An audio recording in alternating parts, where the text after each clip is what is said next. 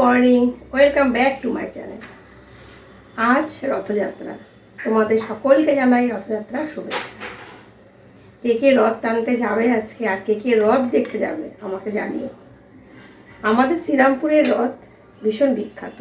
পুরীতে যে রথ হয় তারপরেই কিন্তু আমাদের এই শ্রীরামপুরে মাহেশের রথ বিখ্যাত। তা আমরাও যাবো রথ দেখতে। হ্যাঁ, রথের টান যখন হবে প্রতিবারই যাই, এবছরও যাব। তো প্রথমে আগে একটু সকালের দিকে গিয়ে আমি পুজো দিতে যাই জগন্নাথ মন্দিরে। আর এখনও যেতে পারিনি, আজকে যেহেতু স্কুলটাও ছুটি ছিল, বাস একদম টেনে ঘুমিয়েছি। ঘুম থেকে উঠে কাজকর্ম করলাম, গোপাল ভোগ দিলাম। আজকে দুলু যেহেতু বাবানের পড়তে যাওয়া ছিল, দুলু ওখানে গেল, আমি বললাম ঠিক আছে আমি করে নিচ্ছি। তারপর দুজন মিলে বসে একটু চা খেলাম। বাবুকে স্নান করানো হলো, এবার বাবুকে খেতে দেবো। তো আজকে এখনও সবাই দেখো, সবে ডালের ফোড়নটা দিলাম। আজকে যেহেতু আমাদের নিরামিষ, রথের দিন আমি নিরামিষ খাই, তো এই যে গাজর দিয়ে মুগের ডাল করেছি, আর এখানে যে আলু সেদ্ধ করে নামিয়েছি, আর এই ভাত নামিয়েছি। এটা দিয়ে এখন বাবুকে খেতে দেবো। আর বাজার থেকে এনেছে ডাঁটা, পটল, এগুলো দেখি কী করা যায় পরে। আপাতত এইটুকুনটাই করে এখন বাবুকে খেতে দিই। দুলু ডিউটি যাবে। বেশি কিছু যদি রান্না করতে যাই, এই ডাঁটা পটল, তাহলে ওইদিকে মন্দিরে যেতে দেরি হয়ে যাবে। কিন্তু এদিকে মন্দিরে তাড়াতাড়ি না গেলে আবার পুজো দেওয়া যাবে না। তো এই জন্য এদিকে প্রেশারে বসিয়ে দিয়েছি একটু উচ্ছে সেদ্ধ আলাদা করে। কাঁকরোলের সঙ্গে কী দিয়েছি বলো তো? মিক্সিং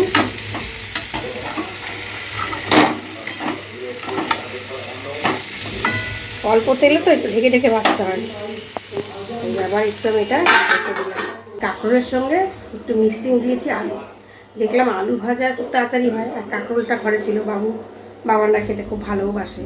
তো দুটো আলাদা আলাদা ভাজবো, একসঙ্গেই ভাজা বসিয়ে দিয়েছি। ব্রেন খাটাতে হয়, তাই না বলো? আমার মতন অনেকেই আছো যে এইভাবে চটজলদি রান্না করে ফেলো। তো আজকে আমিও কিন্তু সেই টেকনিকটাই ফলো করছি। তাড়াতাড়ি রান্নাটা বসিয়ে দিয়েছি, আলু ভাজা পটল কাঁকরোল ভাজাটা একসঙ্গে তাড়াতাড়ি হয়ে যাবে। তাহলে মন্দিরে আমি তাড়াতাড়ি ঠিক টাইমের মধ্যে পৌঁছে যাবো। অনেক ব্রেন দিয়ে খাটিয়ে চলতে হয়, না হলে হবে না। দুটো যদি আমি আলাদা আলাদা ভাজা বসাই তাহলে সময়টা বেশি নেবে। চটজলদি এটা করে নিই। দুলু চানে অলরেডি ঢুকে গেছে, এবার বেরিয়েই বলবে ভাত দাও। প্রথম বেরিয়ে একটা কথা ভাত দাও, বাস ওই জন্য তাড়াতাড়ি এবার ভাতটা বাড়ি। একদম কমপ্লিট রেডি হয়ে গেছে। চলো এবার মন্দিরে যাই। আজকে মন্দিরে যা ভিড় হয় কি বলবো তোমাদের। যারা যারা মন্দিরে যাও তারা তো নিশ্চয়ই জানো, আজকে প্রভু স্বয়ং রত্নবেদী থেকে নেমে নিচে বিরাজমান থাকে।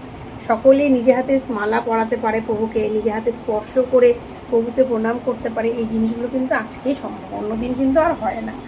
তো চলো কথা বলে সময় নষ্ট করবো না, একদম সোজা চলে যাই জগন্নাথ দেবের মন্দিরে। আর আজকে একটা জিনিস ভীষণভাবে মনে পড়ছে যে আজকের এই দিনে কিন্তু আমাদের যে দোকান ছিল, দোকানটা আজ নেই আর। তো দোকানটা কিন্তু আমি আজকে দিনেই উদ্বোধন করা হয়েছিল।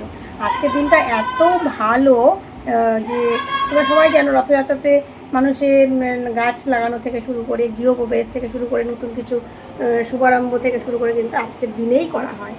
তো চলো জগন্নাথ দেবের মন্দিরে যাই, গিয়ে দেখি কি পরিস্থিতি ওখানে, কতটা দেখতে সময় লাগবে। যতটাই সময় লাগুক না কেন, প্রভুকে দর্শন করে প্রণাম করে ভোগ দিয়ে তবেই কিন্তু আসবো। চলো। কথায় বলে যে রথের দিন কিন্তু বৃষ্টি হবে, এক ফোঁটা হলেও হবে। সেই বৃষ্টি কিন্তু আরম্ভ হয়ে গেছে। আমি গায়ে টিভিটা সামনে দাঁড় করালাম। আজকে রেনকোটটা আনতে ভুলে গেছি, তাড়াতাড়ি বেরোলাম। এই ঠাকুরের ভোগ কেনা হয়ে গেছে, ভোগ হাতে নিয়ে দাঁড়িয়ে আছি। বৃষ্টিটা কমলেই বেরিয়ে পড়বো। বৃষ্টিটা কমুক, আমার অপেক্ষায় আছি।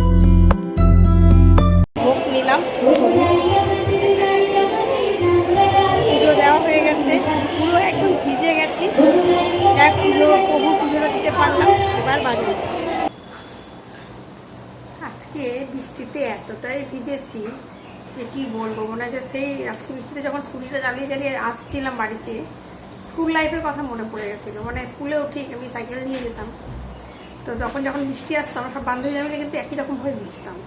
ছাতা আছে কিন্তু আর ছাতা বের করার দরকার নেই, চলো আমরা সাইকেল নিয়ে এইভাবে হাঁটবো না, সাইকেল চালিয়ে বৃষ্টিতে ভিজে ভিজে যাবো। ঠিক আছে, যখন স্কুটি চালিয়ে বাড়িতে আসছিলাম সেই আগের কথাটাই মনে পড়ছিল।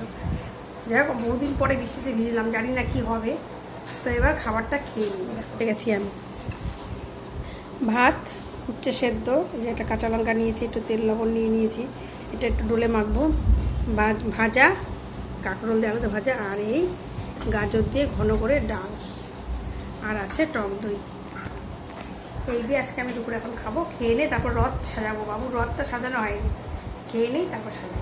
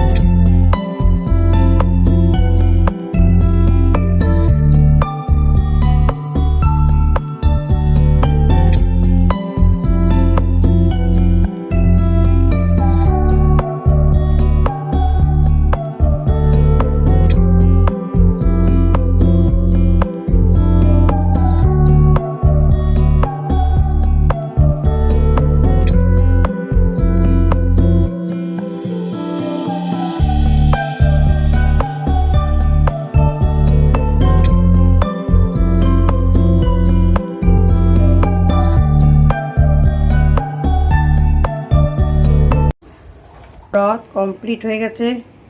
এই যে আসনে এই জগন্নাথ বলরাম সুভদ্রা, আমি ঘরে প্রতিদিন নিত্য পুজো করি, বসে গেছে আসনে, ঠাকুরের ভোগ হয়ে গেছে। আর এইদিকে দেখো এই জগন্নাথ বলরাম সুভদ্রা দেবী, এবার রথে দড়িতে টান পড়বে।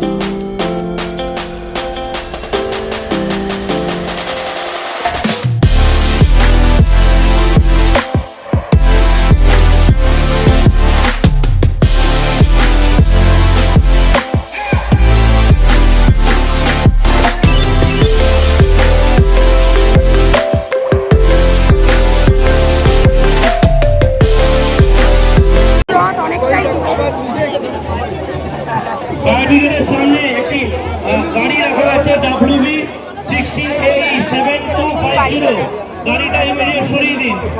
এখানে প্রচুর ভিড় হচ্ছে।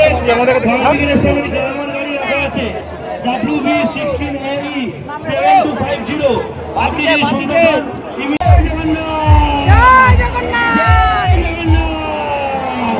মহাপ্রভু জগন্নাথ কি, মহাপ্রভু জগন্নাথ।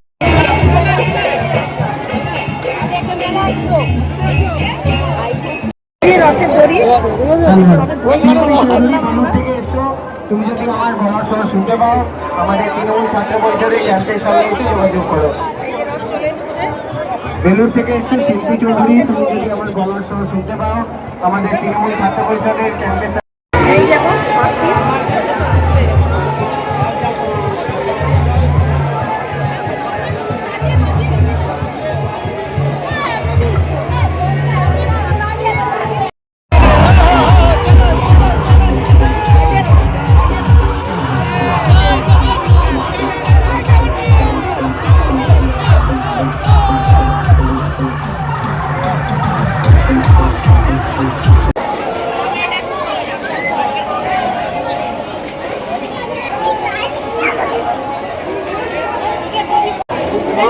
আমরা চলে এসেছি মাসির বাড়ি। দেখো তোমাদেরকে মাসির বাড়িটা দেখাচ্ছি। এই দেখো, এটা মাসির বাড়ির সামনেই দোকানগুলো বসে।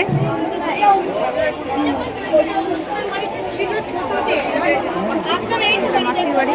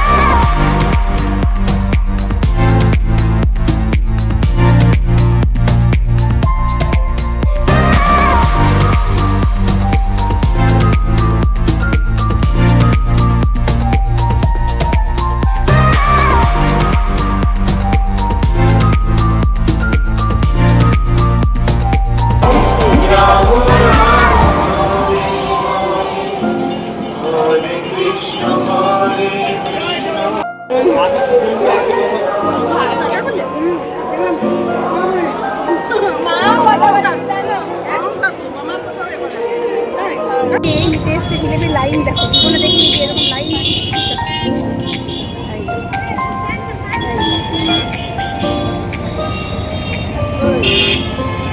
জিলেপির লাইন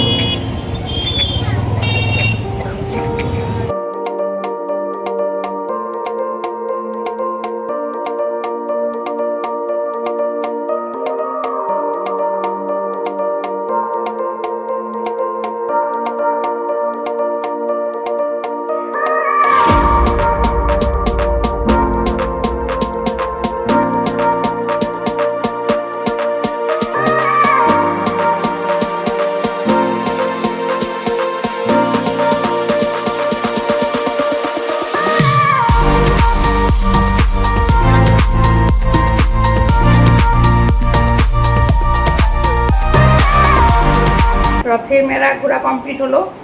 জিলাপির দোকানে তো দেখলে কিরকম লাইন। তো জিলাপি কিন্তু কিনে নিয়ে এসেছি, বাবাকে দিলাম। প্রথমে এসে গোপালকে ভোগ দিলাম জিলাপিটা। গোপালকে প্রথমে ভোগ দিলাম, দেওয়ার পরে বাবা এসেছিল, বাবাকে দিলাম, বাবুকে দিলাম, বাবা ছিল এই যে আমার জিলাপি। মানে পাঁপড় ভাজা আর জিলেপি রথের মেলায় না খেলে মানে ঠিক পরিপূর্ণ হয় না।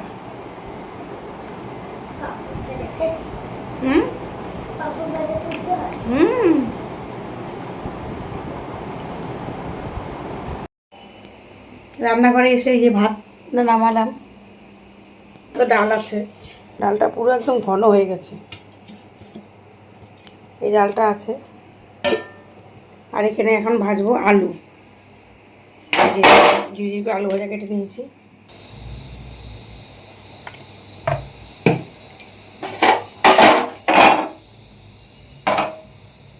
আজকে রাত্রে এই ডাল আর আলু ভাজা দিয়ে খাওয়া দাওয়া। দাঁড়া আলু ভাজাটা দিই।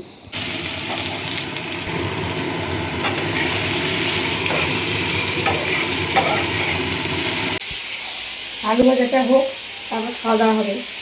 তো আজকে রথযাত্রার ব্লগটা এখানেই শেষ করছি। তোমাদের কেমন লাগলো জানিও। কে কেমন রথ দেখলে, কোথায় কেমন রথ হলো, আর কে কোথা থেকে ব্লগগুলো দেখো একটু যদি কমেন্ট করে জানাও, তাহলে আমার খুব ভালো লাগবে। তো আজকে এই ব্লগটা এখানেই শেষ করছি। সবাই খুব খুব ভালো থেকো। টাটা।